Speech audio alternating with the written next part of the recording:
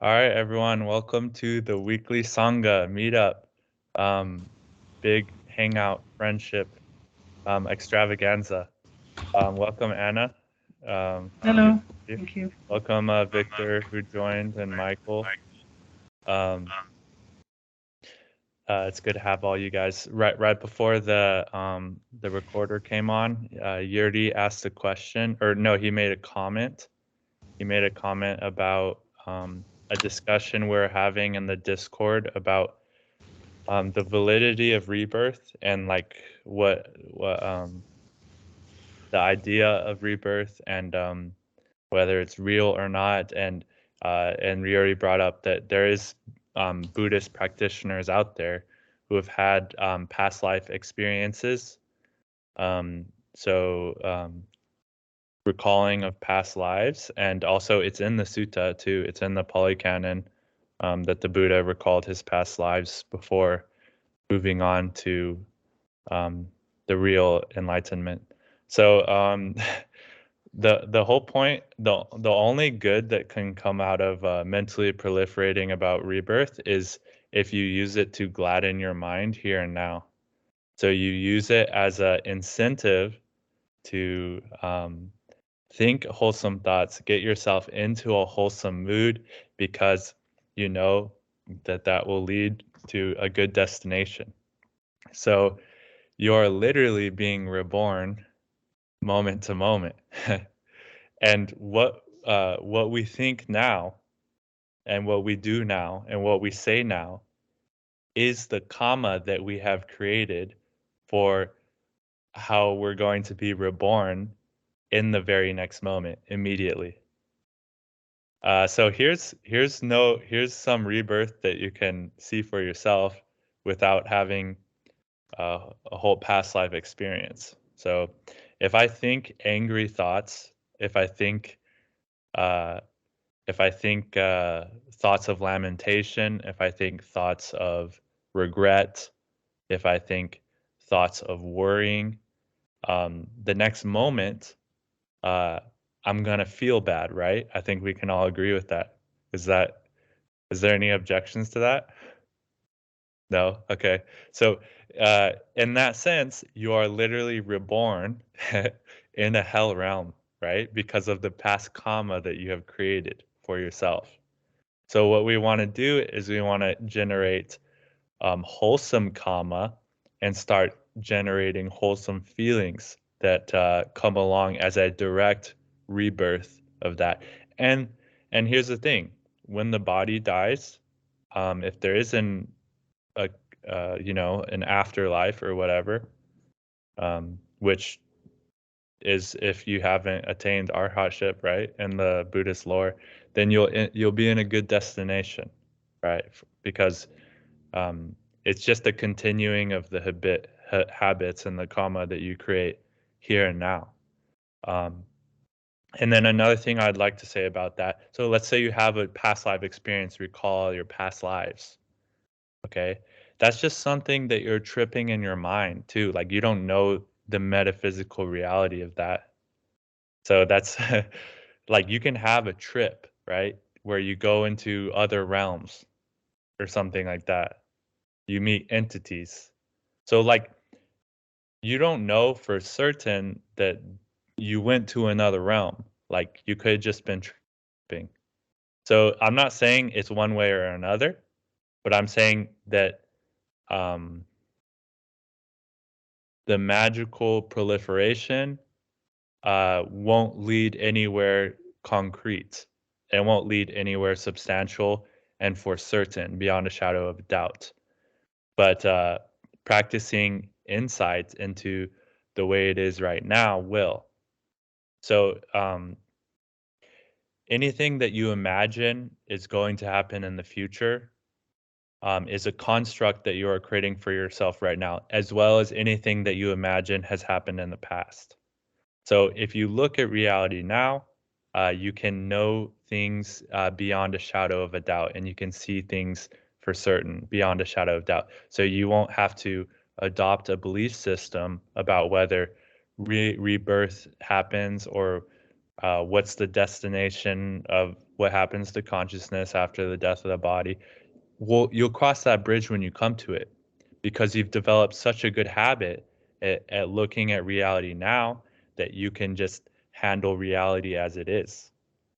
And if you build the skill of handling reality as it is, you can handle the afterlife as it is when it's happening. But anything that you imagine about it right now is just going to be something that you're making up in your mind. So, and even if you had a past life experience, that past life experience is in the past, right? Are you having a past life experience right now? Is what I'm saying. Where is it? Where's the past life? Show me it. Show me the past lives. I can't find it. All I have is this reality that's appearing before my very eyes. And so, like, that's all you're ever going to get. So sorry to disappoint anyone, but you're not going to get anything else than the reality that you experience here and now. And it's always going to be that way. So yeah, when you die, it'll just be more reality. You'll just see it clearly then. Again, the only purpose of rebirth is you don't even have to think about it on a lifetime scale. Think about it on a moment to moment scale of how do you want to be reborn next moment. And we can, Dhammarato once said to me, it doesn't sound that profound or that like, it doesn't sound that complicated, but it was one of the most profound things that Dhammarato ever said to me. He said, your heaven and your hell is right in between your ears, right in between your own very ears. So it's all up here. Whether you're going to be reborn in hell or a heaven is up to you. There's another quote from Jesus, even when they're asking Jesus, "Oh, where is the kingdom of heaven, and when will it come, and when is it going to be, and what's it going to be like, and where is it, and this and that," and Jesus said, "No, no, no, no, no. The kingdom of heaven is within you." So, if you're looking for past life experiences, if you're looking for heaven and hells and realms in the past and the future, you're never going to find it. So you're only ever going to find um, heaven within your own subjective experience of reality, and the same is true for hell.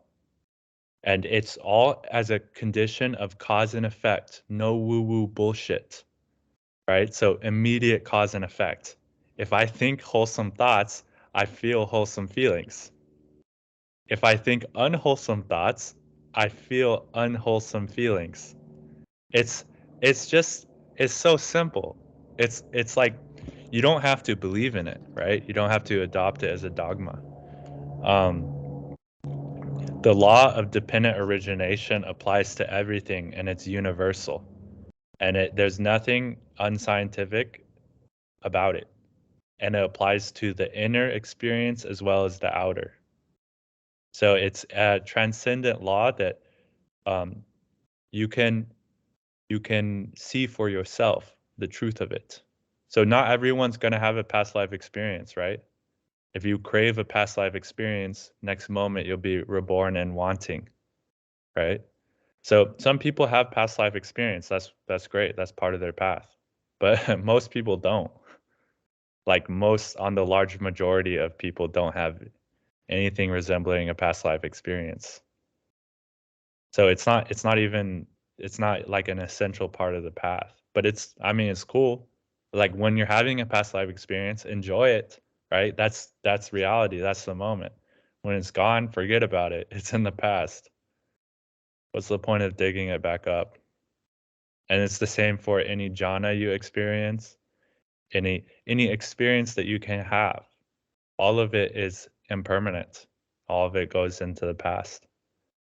And hanging on to it or making a mental construct about what it was like and deciding and making that your model of how reality is now is delusion. So if you make a mental construct about something you experienced in the past and you overlay it onto the way reality is now, you're saying, because I had that experience in the past, this is how reality is now, then you have fallen into ignorance, and you're imagining what it is instead of seeing what it is.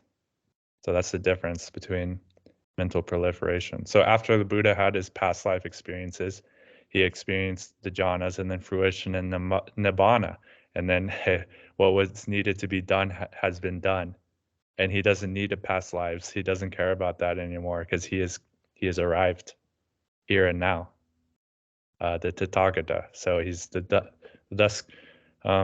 The first time I read the translation of the Tathagata, I read it. It said, "Thus gone one," or like gone. So like gone to the further shore. So you're completely gone. But that's just one translation. Dhammarato told me that um, the way he would translate it is "thus come one." So you've completely come into reality, moment to moment, and the mental proliferation and the unwholesome tendencies have been extinguished, and all that's left is the karma of the body until the death of the body. So the sixth sense base is continuing, and the senses continuing to the bare extent for the continuation of the body and of the wheel of the Dhamma that has been set rolling. And there is no more becoming something. There's no more arriving somewhere. All of those delusions have been annihilated in someone who has fully realized. So yeah, does anyone have anything to ping pong off that? Anything to say or any questions? It's open up to you guys.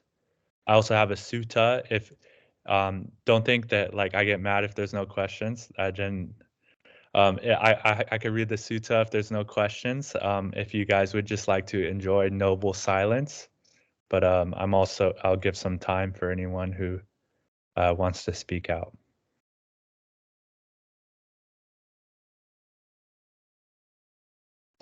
Okay, I'll take that as a no. The sutta I picked for today is the Majjhima Nikaya 143, Advice to Anathapindika. So yeah, this has some magical stuff in it, but also the main message holds true, and it's kind of like, yeah, if you read a fairy tale, the point of the fairy tale is to, it's like a feel good story. So it makes you feel good. It makes you feel whole. It makes you feel like, everything makes sense. So like that's the point of the magical part of it. But the unmagical part of it is actually direct instruction for meditation here and now. So you have to hold things lightly and take some things with a grain of sand and see the wisdom of other things completely.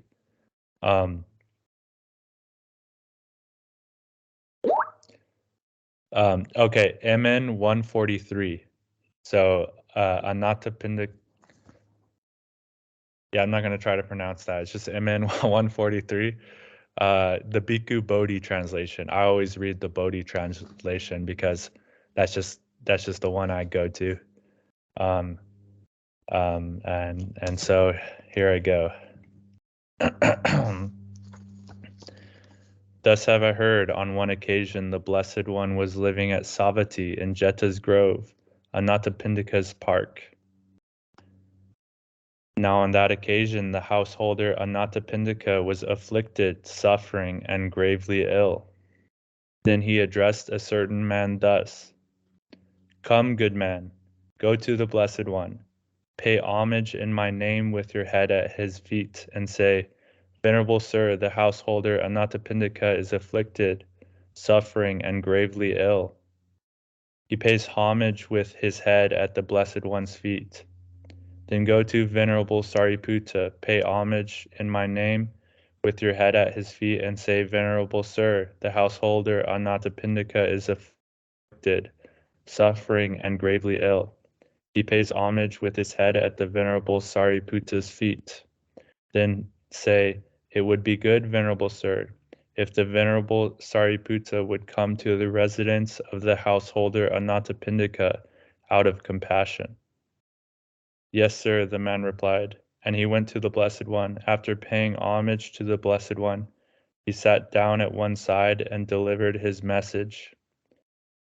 Then he went to the Venerable Sariputta, and after paying homage to Venerable Sariputta, he delivered his message, saying, "It would be good, Venerable Sir, if the Venerable Sariputta would come to the residence of the householder Anathapindika out of compassion."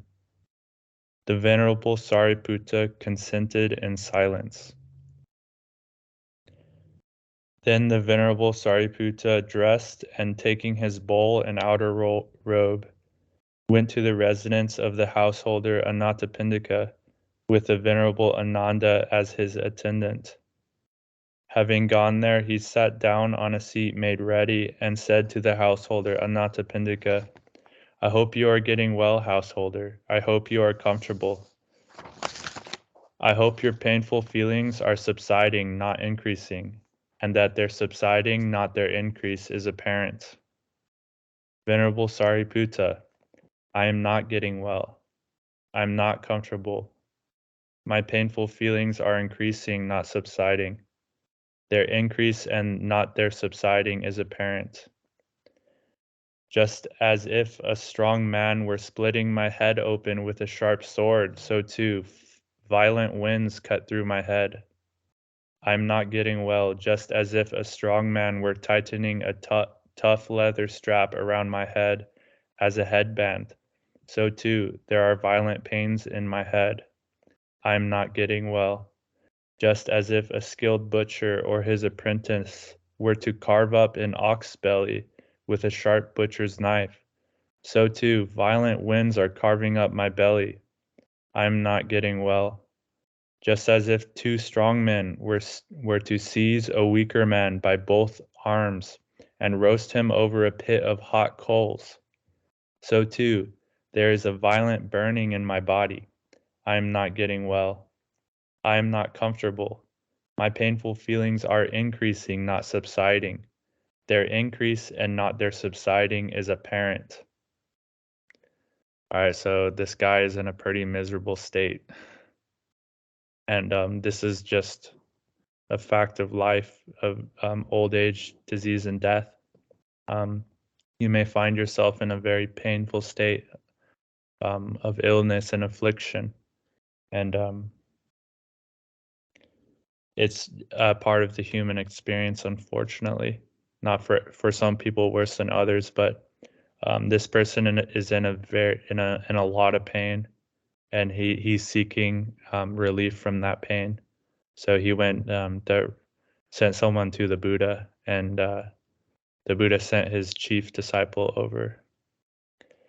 "Then, householder, you should train thus: I will not cling to the I, and my consciousness will not be dependent on the I. Thus you should train. You should train thus: I will not cling to the ear. I will not cling to the nose. I will not cling to the tongue. I will not cling to the body. I will not cling to the mind. And my consciousness will not be dependent on the mind. Thus you should train. Householder, you should train thus: I will not cling to forms. I will not cling to sounds. I will not cling to odors. I will not cling to flavors. I will not cling to tangibles. I will not cling to mind objects. And my consciousness will not be dependent on mind objects. Thus you should train. Householder, you should train thus: I will not cling to eye consciousness. I will not cling to ear consciousness. I will not cling to nose consciousness. I will not cling to tongue consciousness. I will not cling to body consciousness. I will not cling to mind consciousness. And my consciousness will not be dependent on mind consciousness. Thus you should train. Householder, you should train thus: I will not cling to eye contact. I will not cling to ear contact. I will not cling to nose contact. I will not cling to tongue contact. I will not cling to body contact. I will not cling to mind contact. And my consciousness will not be dependent on mind contact. Thus you should train. Householder, you should train thus. I will not cling to feeling born of eye contact. I will not cling to feeling born of ear contact. I will not cling to feeling born of nose contact. I will not cling to feeling born of tongue contact. I will not cling to feeling born of body contact. I will not cling to feeling born of mind contact, and my consciousness will not be dependent on feeling born of mind contact. Thus you should train. Householder, you should train thus. I will not cling to the earth element. I will not cling to the water element. I will not cling to the fire element. I will not cling to the air element. I will not cling to the space element. I will not cling to the consciousness element. And my consciousness will not be dependent on the consciousness element. Thus you should train. Householder, you should train thus.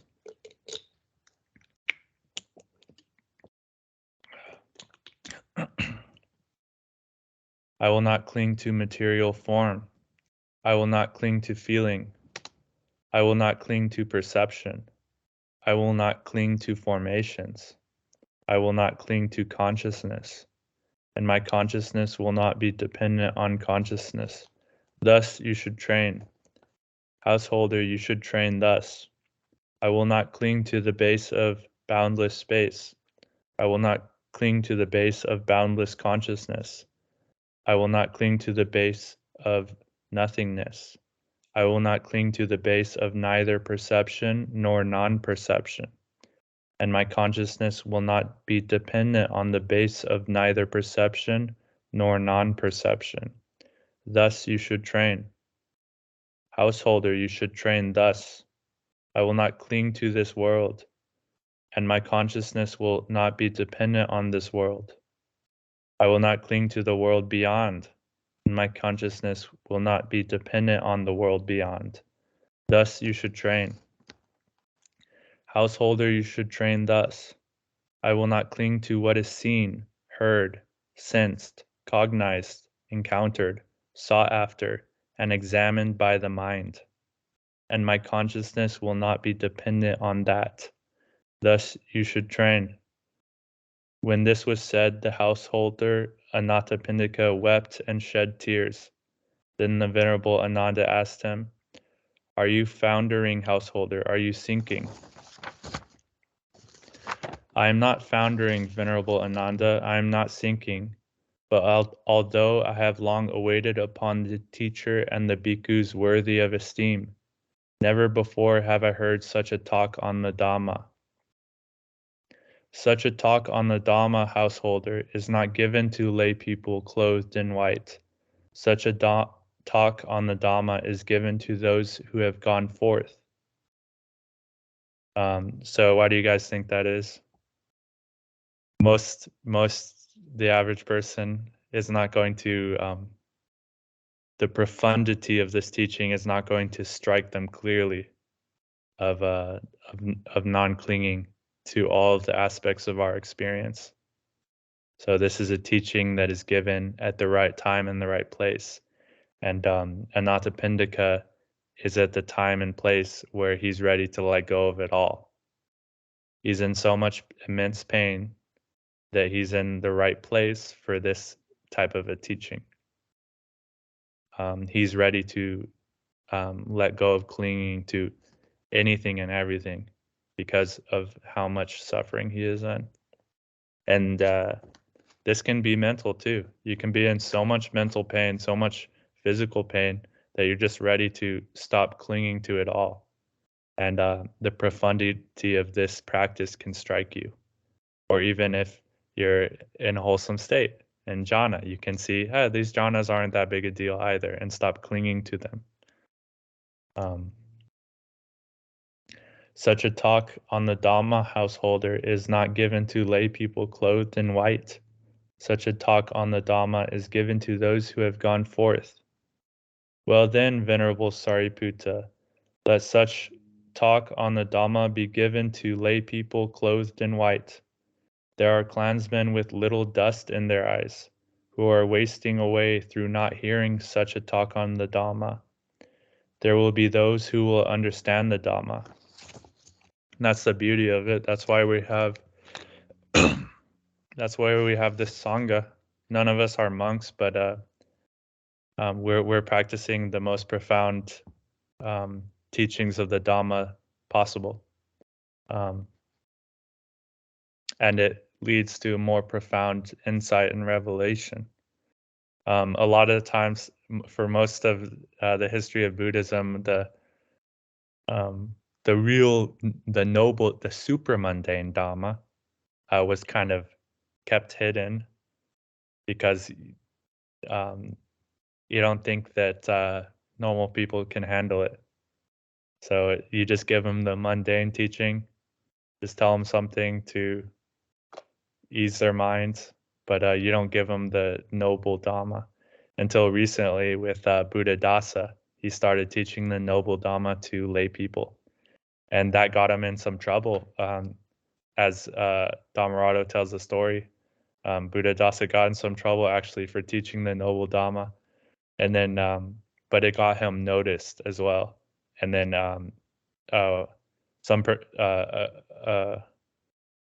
a teacher in the direct lineage of the Buddha took him under his wing, and the rest is history.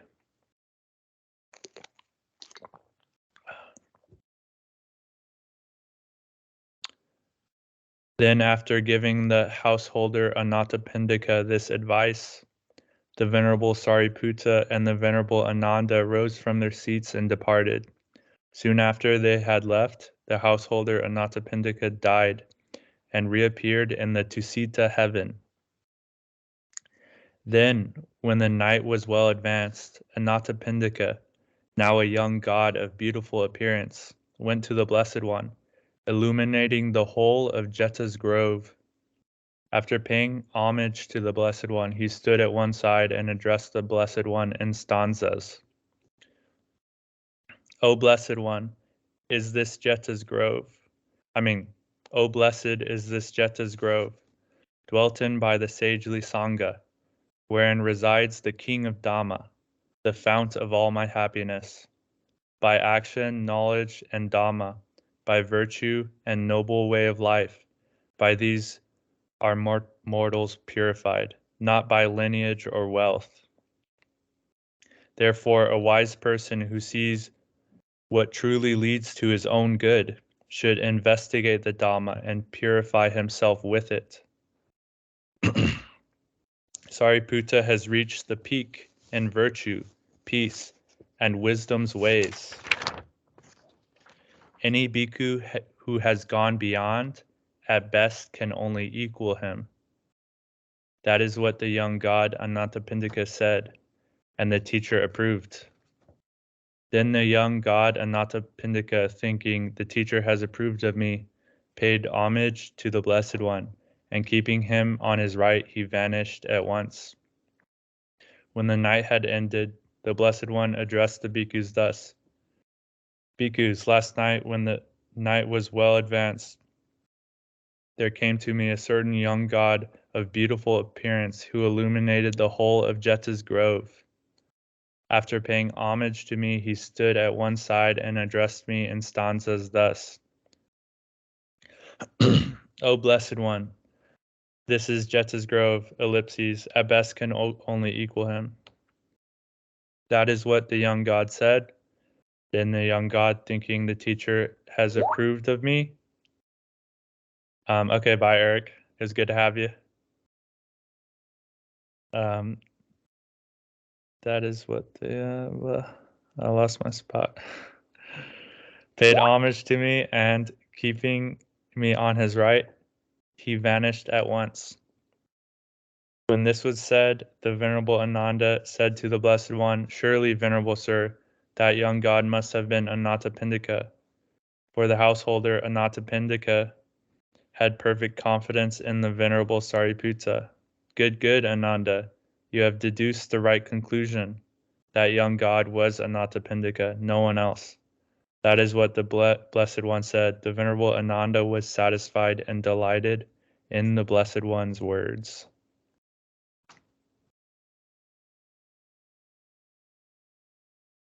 All right, so that's the end of the sutta.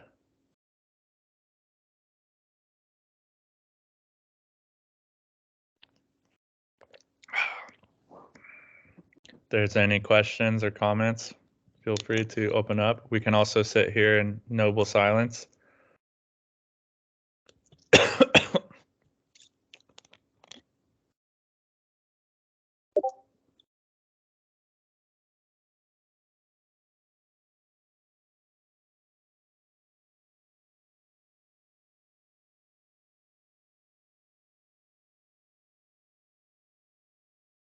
I think contemplating suffering and the fate that all of us are going to encounter is definitely very good for practice. And, it's a good reminder. And it's good to discuss this with a Sangha because it's not something you can usually talk to people about.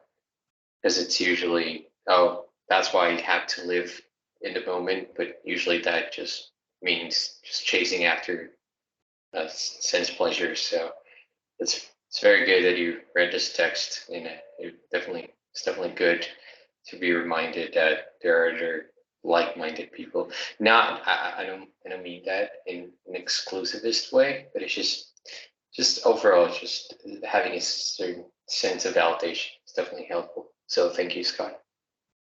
Yeah. So the reason why we're all here is because of dukkha and the end of dukkha.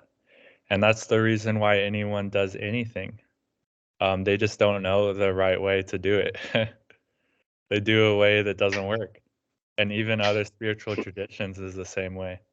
The only reason they practice that tradition is because they think it will make them happy and end their suffering. But so here in the Dhamma, we just cut out all the bullshit, all the middleman, and we just go dukkha, nirodha. And hold on. Yeah, so the radical non-clinging is an instruction. Um, you know, it's a little bit more so like everyone knows the idea of letting go, right?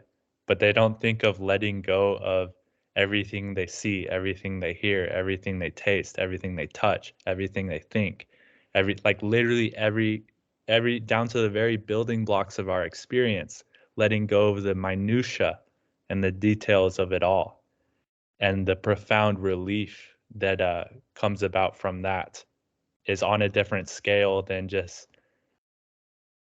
thinking, oh, I need to let go of my ex-girlfriend or whatever, right? It's like a different level of profundity. That's why this teaching is said that it's only given to the monks that went forth. But I think everyone here is well matured enough to listen to the full, unfiltered, supramundane Dhamma by the fact that you have joined a supramundane Sangha. So yeah, this is no run-of-the-mill mundane Dhamma that you found here in the Dhammarato Sangha. We only teach the supramundane. And it's funny, the supramundane doesn't mean complicated. It actually means it means profoundly simple, but the results are um, extraordinarily profound and liberating, far past the results of any mundane idea of Buddhism will ever take you. Um, so that's the benefit of it. The downside is a lot of people will not understand it, or they'll misuse it or misconstrue it. But that's okay too. I think it's still worth teaching for for those with little dust in their eyes. Yeah, so the Dhamma is for the wise. And I think everyone here is wise who comes to these calls. especially our regular visitors. And it's a joy to see you guys here every week. I get a kick out of it, even if there's no questions, just enjoying each other's silence. So beautiful.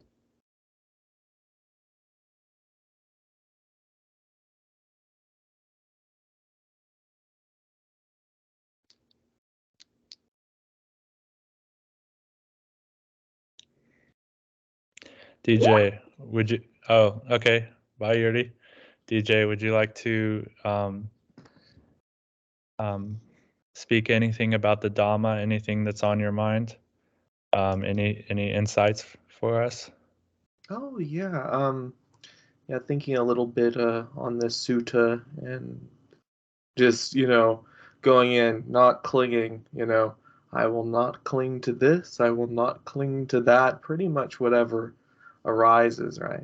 Mm-hmm. And what's interesting too is this is talking about like, pain going through, this is a natural thing that might arise, sickness, old age, death. But yeah, like actually when you encounter like pain like that, when you do not hold on to it, when you can just, and this might go a little bit more to the witnessing, right, aspect, but just it's seen like just as content on like a screen as opposed to like actually picking it up. This is my pain. This is what, when we can pull back to that and just see it, that's Right. very liberating because it's just Exactly. like, okay, there it is. Yeah. That's it.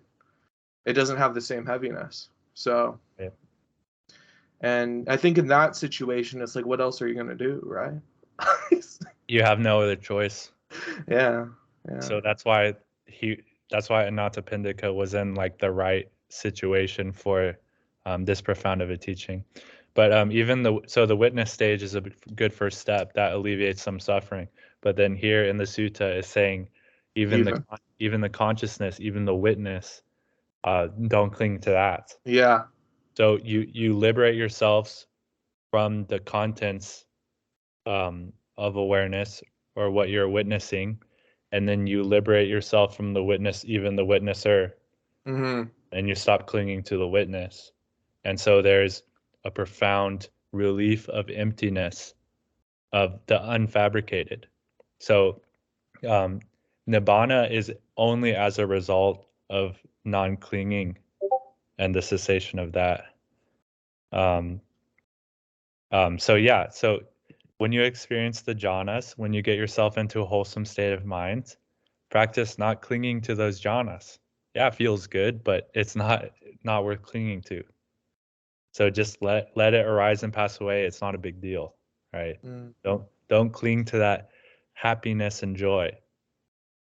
Just let it ride, and let it go. Live and let live. And then you might find yourself sinking into even more profound bliss and relief than you ever thought possible or ever even conceivable. It's inconceivable, actually. That's why you have to stop thinking about it. Yeah. There is this video like on YouTube of a guy who's I think 98 years old, and I think he'd written a book when he was younger, just explaining how people shouldn't be afraid of death. But then he's just telling, he's saying on the video that his life is so much suffering, and he doesn't want to go away. That he was wrong, like that people should be afraid of death. So it was really profound to see somebody clinging so much to what was happening because he said, "Oh, I still want to see the trees. My wife has died already. I miss her so much," and it was just such sadness, really, for somebody at his age that I think it really resonates with what the suttas said, right? Yeah, so that would be a fetter of craving for being. So if you want to use the rebirth model, that guy he hasn't had his fill yet of conditioned reality. He wants more. So my guess would be, right? I don't know this, but this is just a model of reality. That dude's gonna get reborn. He's gonna get what he wants, right? He wants more dukkha. He wants more conditioned reality. He's gonna be churn back into the karma machine. So the idea is, so you can think about it, we're here because we wanted to be here. So we came down from heaven, from emptiness, and incarnated because we wanted to have a go at it. And we'll have a go at it for as long as we want to until we see that it's dukkha, and then let go of it and just go into happy place and never come back because how good it is. And maybe come back as a god in a heaven realm or something. You're not quite done, but you want to upgrade, right? so you come back as a god, and then eventually get tired of that. That's dukkha too. Also, that's a little bit of dukkha. And then you can realize completely. Yeah, but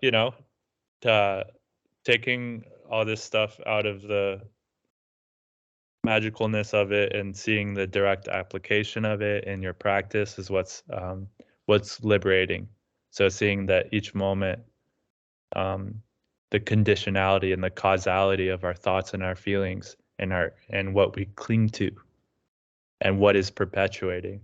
So whatever we feed the mind is strengthened.